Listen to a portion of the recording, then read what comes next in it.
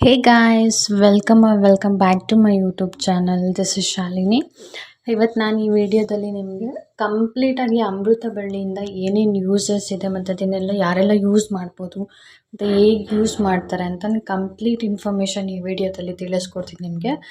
I hope ನಿಮ್ಗೆ ಈ video ಇಷ್ಟ ಆಗುತ್ತೆ ಅಂದ್ಕೊಂಡಿದ್ದೀನಿ. ಈ ವಿಡಿಯೋ ನಿಮ್ಗೆ ಇಷ್ಟ ಆದರೆ ನನ್ನ ಚಾನಲ್ನ ಲೈಕ್ ಮಾಡಿ, ಶೇರ್ ಮಾಡಿ, ಹಾಗೆ ಸಬ್ಸ್ಕ್ರೈಬ್ ಮಾಡ್ಕೊಳ್ಳೋದನ್ನ ಮಾತ್ರ ಮರಿಬೇಡಿ. ಜೊತೆಗೆ ನಾನು ಒಂದು ಟಾಪಿಕ್ ತೊಗೊಂಡ್ರೆ ಕಂಪ್ಲೀಟ್ ಡೀಟೇಲ್ಸ್ ನಿಮಗೆ ಕೊಡೋದಕ್ಕೆ ಇನ್ಮೇಲೆ ಸ್ಟಾರ್ಟ್ ಮಾಡ್ತೀನಿ.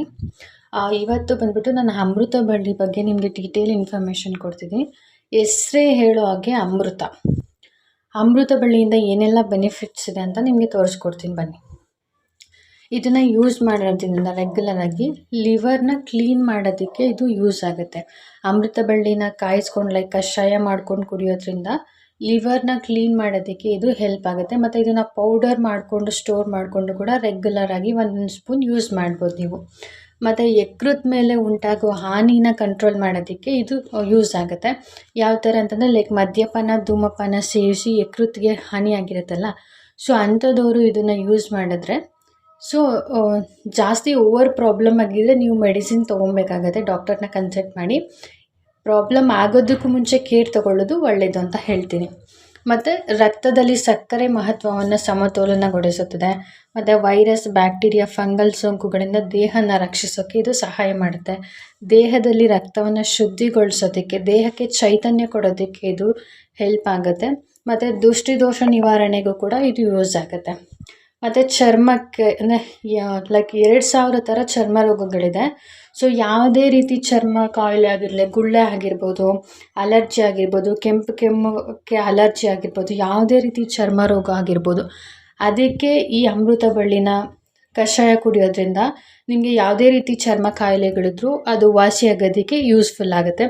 ಅಮೃತ ಬಳ್ಳಿ ಪುಡಿಗೆ ಶುಂಠಿ ಮತ್ತು ಹಾಲನ್ನು ಸೇರಿಸಿ ಕುಡಿಯೋದ್ರಿಂದ ನಿಮಗೆ ತುಂಬ ಬೆನಿಫಿಟ್ ಇದೆ ಬಾಡಿಗೆ. ಜೊತೆಗೆ ಸಂಧಿ ಊತ ಮತ್ತು ಸೊಂಟ ನೋವು ಮತ್ತು ಮೊಣಕಾಲು ನೋವು ಮತ್ತು ಕೈಕಾಲು ಕೆಂಪಾಗೋದು, ಉರಿ ಆಗೋದು, ಈ ಸಮಸ್ಯೆಗಳು ಕೂಡ ಅಮೃತ ಬಳ್ಳಿನ ಯೂಸ್ ಮಾಡ್ಬೋದು. ಮತ್ತು ಬಾಣಂತಿಯವರು ಅಮೃತ ಬಳ್ಳಿನ ಜೊತೆಗೆ ಶುಂಠಿನ ಯೂಸ್ ಮಾಡಿದ್ರೆ ಅವ್ರಿಗೆ ಎದೆ ಹಾಲು ಜಾಸ್ತಿ ಉತ್ಪತ್ತಿ ಆಗೋದಕ್ಕೆ ಇಲ್ಲಾಂದರೆ ಎದೆ ಹಾಲು ಶುದ್ಧಿಗೊಳಿಸೋದಕ್ಕೂ ಕೂಡ ಇದನ್ನು ಯೂಸ್ ಮಾಡ್ತಾರೆ. ಮತ್ತು ಕಾಮಾಲೆ ರೋಗ ಇರೋರು ಪ್ರತಿದಿನ ಬೆಳಗ್ಗೆ ಅಮೃತ ಬಳ್ಳಿ ಕಷಾಯನ ಜೇನುತುಪ್ಪದಲ್ಲಿ ಸೇವಿಸೋದ್ರಿಂದ ಅವರಿಗೆ ಕಾಮಾಲೆ ರೋಗ ಅನ್ನೋದು ಕಂಟ್ರೋಲ್ ಆಗುತ್ತೆ. ಮತ್ತು ಯಾರಿಗೆಲ್ಲ ರೋಗ ನಿರೋಧಕ ಶಕ್ತಿ ಜ್ವರ ಜಾಸ್ತಿ ಇರುತ್ತೋ ಅವರು, ಜ್ವರ, ಕೆಮ್ಮು, ಕಫ ಇರೋರು ಕೂಡ ಇದನ್ನು ಯೂಸ್ ಮಾಡ್ಬೋದು. ಇದರಿಂದ ರೋಗ ನಿರೋಧಕ ಶಕ್ತಿನ ಹೆಚ್ಚಿಸುತ್ತೆ ಇದು.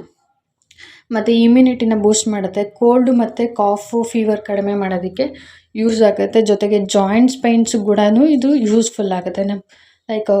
ಮೊಣಕಾಲು ನೋವು, ಮೊಣಕೈ ನೋವು, ಆ ಥರದಕ್ಕೆಲ್ಲನೂ ಇದನ್ನು ಯೂಸ್ ಮಾಡ್ತಾರೆ. ಮತ್ತು ಕಿಡ್ನಿ ಇನ್ಫೆಕ್ಷನ್ಗೆ ಅಮೃತ ಬಳ್ಳಿನ ಯೂಸ್ ಮಾಡ್ತಾರೆ.